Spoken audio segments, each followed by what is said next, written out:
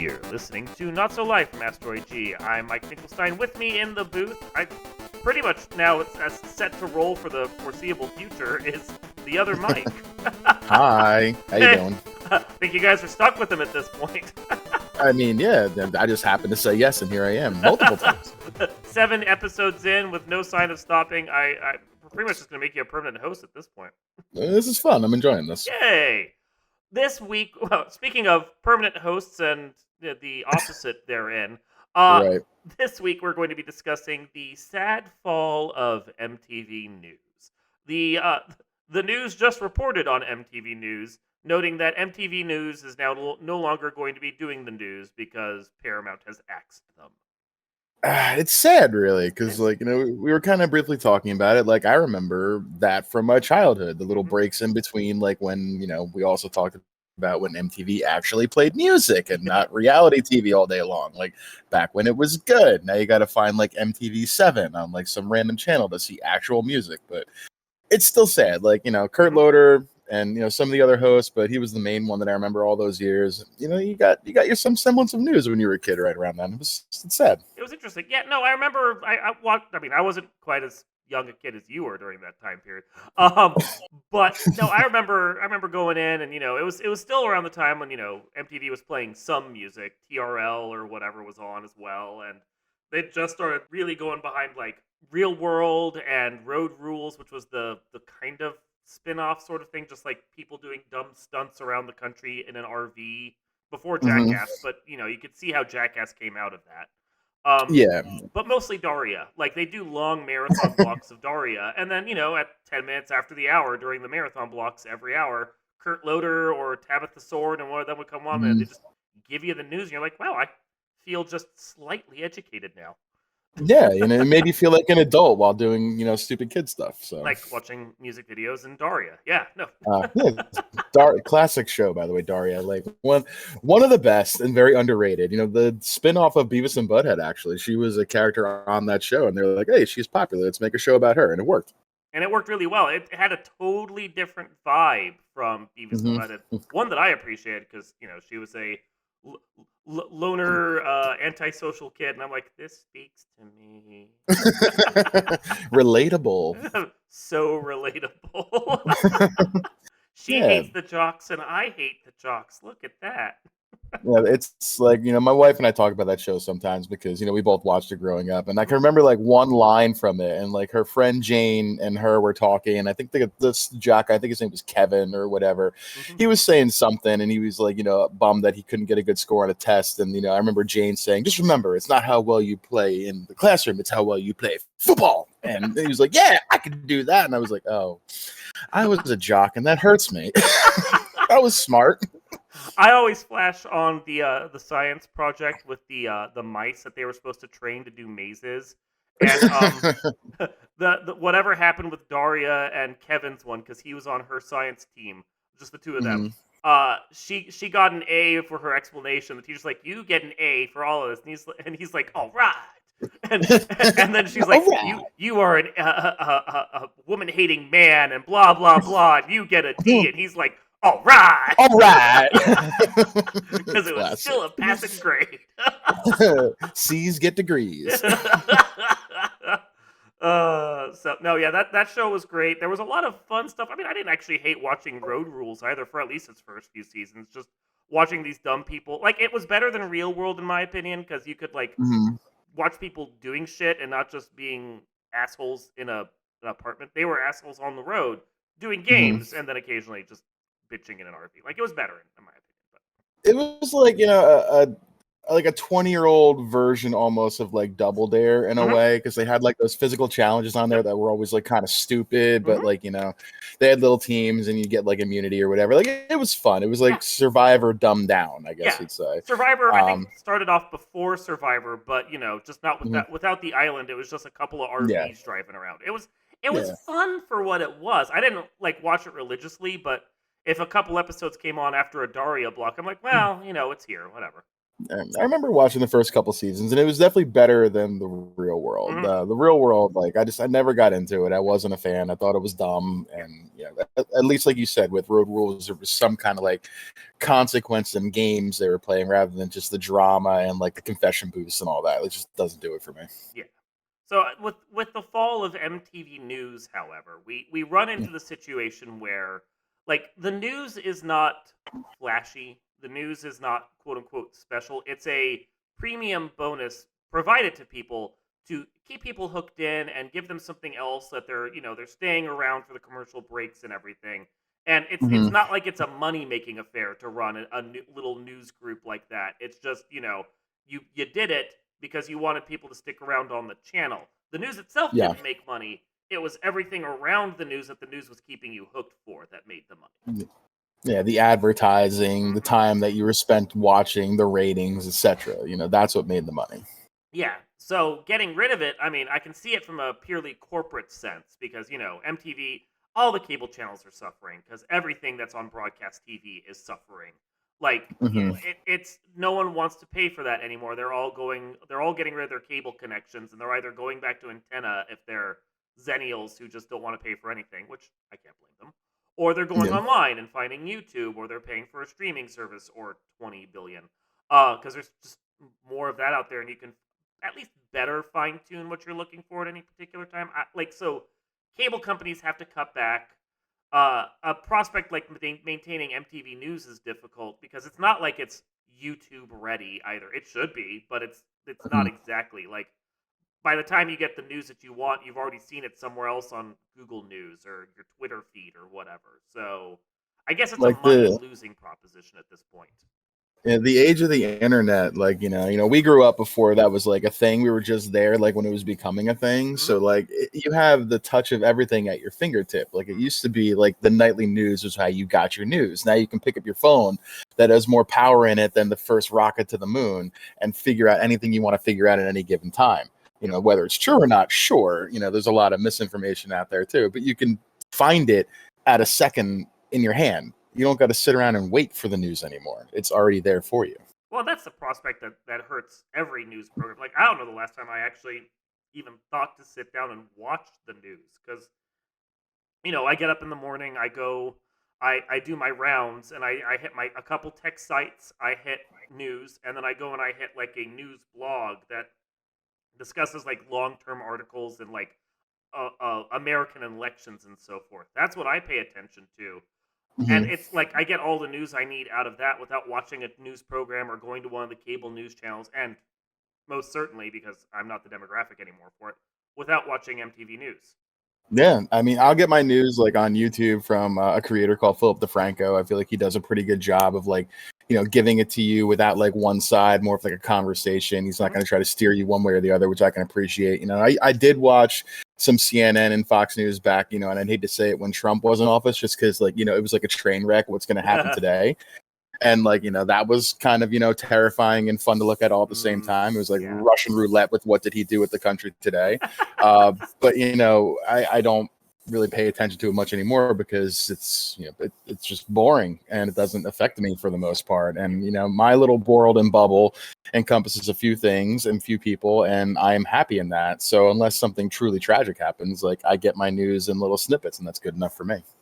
From the Twitter feed or from Google or something when you're just Yeah, yeah, and that's I mean yeah, that's what people are or that's that's what like MTV News was fighting. And I guess if you're gonna do the produced segments the way they are, they have to update. And I'm trying to think, how do you even update something like that for the internet without just like I don't know, just running a Twitter feed and ignoring the videos altogether. Like no one wants to hear from Kurt Loder's Twitter feed. He's a good guy. He did the news really yeah, well, but yeah. like that's not the same as watching him say the news to you. So it loses that certain something.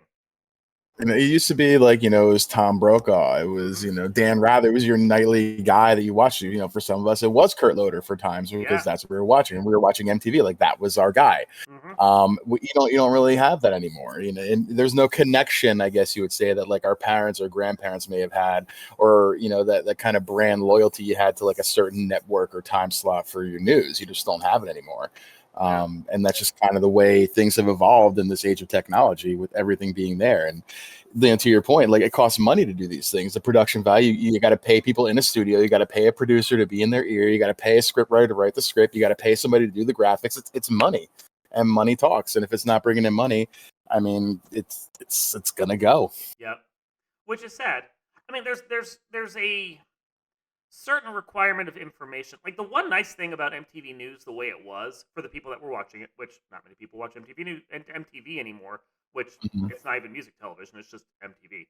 You yet got to go to another thing. VH1. You got to go to VH1 now to get your actual music, if you can even find that anymore. Go I figure. think God, what is it? Is it MTVR or like one of the channels that has like a letter after it, and it's like just music videos still, and I doubt anybody watches that at all. But like, I remember Much Music was a channel that we got here in like the northern East Coast, or Fuse TV. Fuse, yeah, Yeah, we would watch that. Like that was a Canadian broadcast or something mhm, like that we would get, and we would watch the music that way, because that's where you could find music videos instead of turning on MTV and expecting music and seeing TRL play and getting 2 minutes of a 4-minute song before they fade out and go talk to the crowd and the screaming girls. I'm like, I don't care. Show me the music. show me the music, yeah.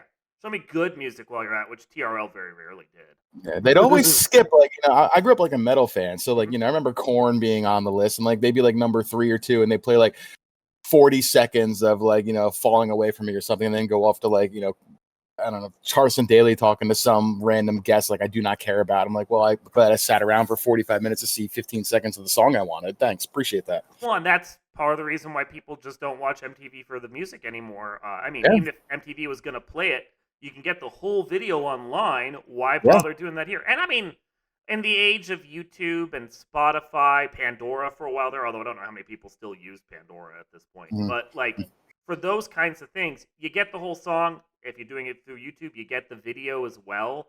You can just set up a playlist that maybe someone else has curated, or say fuck it and just go find some lo-fi beats or something. Like, the era of MTV passed MTV by. I can see why they don't play music anymore, and Mhm. I can see why they struggled with the idea of whether or not they even needed the news. But like, at the same time, you've got a locked in audience of like a certain age demographic. And from just a perspective of like cultural literacy, if you train them on doing the news now in little tiny bursts at the 10-minute mark once an hour, they're more likely to pay attention to the news later. It's that whole hook 'em while they're young kind of thing. Yeah, yeah, Yeah. sure. Yeah.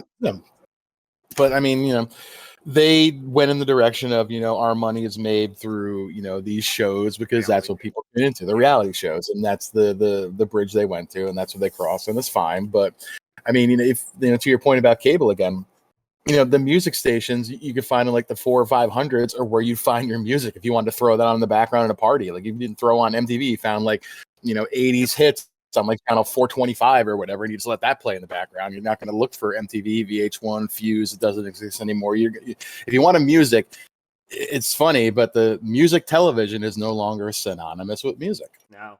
Well, and I mean, I think if you think about it from that perspective, the second cable boxes started putting their own music channels in there, because I know there was a lot of them that like you roll up to the 900s, Mhm. or you were talking the 400s there, yeah. Like, Yeah. that you just have that there, and it's much better curation than anything MTV did, because MTV would just play anything. Oh Yeah. my god, it was like It was it was very a genre defied what you could find on there. You wanted to listen to bluegrass, they got a bluegrass. You want country, they have country. 70s, 80s, 90s, they had all. You could find what you wanted, and didn't have to suffer through. I mean, I'm not going to smash, but like, listen to like TLC or the Backstreet Boys before you wanted to listen to something you actually wanted to hear. You can just go to what you want to hear. yeah. Not that there's anything wrong with TLC. No, not at all. I mean, I'm just saying, like, my point is, if you don't want to listen to it, you're not going to. You can just seek something where you can listen to what you want. Are you telling me that you didn't go chasing waterfalls? I mean, I'd stick to the rivers and the lakes, and I'm just that's all I'm gonna say. That's all I'm gonna say about that. Insert required no scrubs pun, and we move on. Does Fuse TV even still play music? I thought they switched away from it too.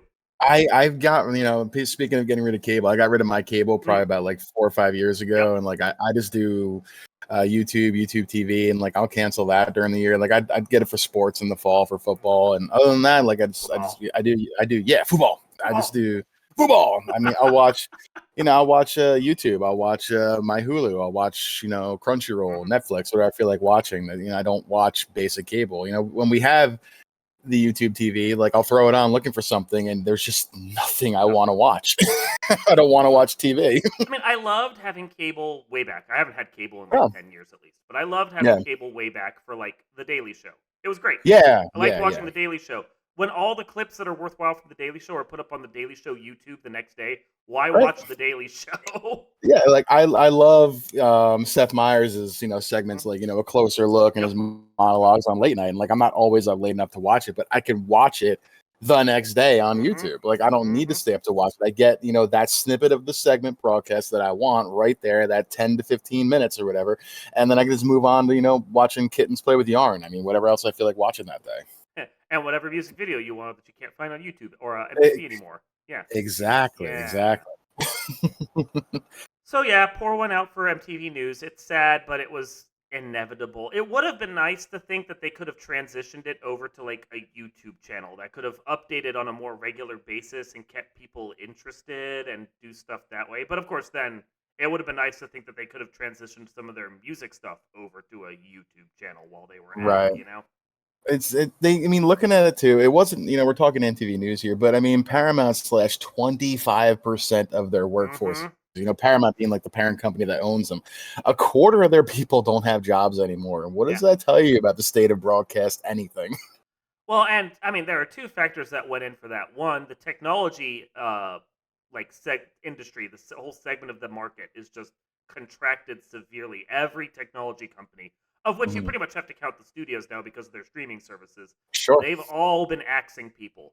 But then you also have the fact that the writer's strike happened, and a lot of these companies are just going to use it as an excuse to axe more people because Yeah. then you can cut costs in the name of, oh well, we've got to tighten our belt while this tough time is coming through. You Yeah. know? Blame it on the economy or Yeah, whatever you want, whatever yeah, you want to call it this day and age. And then yep, 5 years later, it'll change to something else yep. because, there's the ebb and flow of whatever people want to complain about or blame it on will always change. Yeah, you slash 25% of your people, and then you do a bunch of stock buybacks and a big dividend bonus for the CEOs, and Yeah, yeah, and yeah, and everyone else is then like, "What the fuck are you doing, you fucking oligarchs?"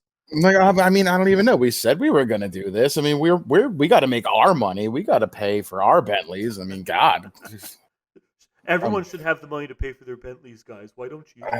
it's terrible. It's terrible. They probably don't even drive. They probably drive like something stupid. Like Bentleys are too good for people like that. Whatever. Bentleys is what they have their servants drive. Yeah, exactly. Yeah, yeah, yeah. That park that in the guest garage. That's no good over here. Anyway, as I was saying, pour one out for MTV News. It's sad to see you go. We'll remember your weird typing onto the screen Mhm. right before the news came on. It was great and Fond fun. memories. Fond Fond, memories. fond memories. I mean, that showed up in a bunch of places. I remember the little MTV News clip that showed up in Airheads. That was hilarious. Right, right. Yeah, It yeah. had like it was culturally significant, and Hmm. Airheads. I mean, that's a quality movie in and of itself, right Hell there. yeah. It's cinematic genius. I love it. There's some of our friends online have a co-op team that they call the Lone Rangers, and I can't help but think of Airheads every time when I see that. There's three of you. You're not exactly lone. Yeah, and you can't just pluralize Lone Ranger. All Uh, thanks to Airheads. yeah, Brendan Fraser. Shout out to Brendan Hell Fraser. yeah. Academy Award winning actor now. From Airheads and wiping his ass with his record contract to winning an Academy Award. I mean, it can happen to anybody. He fucking sold that character, damn it. Oh, it was brilliant. Oh, He's a really underrated actor, he and is. he's had like some down years, I guess you'd say, over the last like 10. And Mhm. this comeback in the movie The Whale that like I'll watch when it comes on MTV, HBO or something like that. I'll try to catch it. But I fondly remember Brendan Fraser in Airheads and The Mummy and like in Encino Man even like he was, George of the Jungle. He was a good actor. I He's a like good Brendan actor. Fraser. A good actor for the MTV generation. Yeah, you know what? Well played. Thank you. Thank you. Bring that back around right there. Full circle. I mean, hell, there was a little Beavis and Butthead's cameo in that movie, too, which is really weird. They called in over the radio. It was pretty funny. Yeah. Very MTV-ish movie right there, even though I think it's probably made by Paramount, but not, like, directly MTV movies or anything. But Yeah. without music, what are you going to do? Good movie. Anyway, that, I think we've wandered enough at this point. We'll get back at some point. Yeah, sure. This has been Not So Live from Asteroid G, lamenting the state of music television and music news. I'm your host, Mike Wittgenstein. The other Mike here in the booth with me, and we will see you guys next time.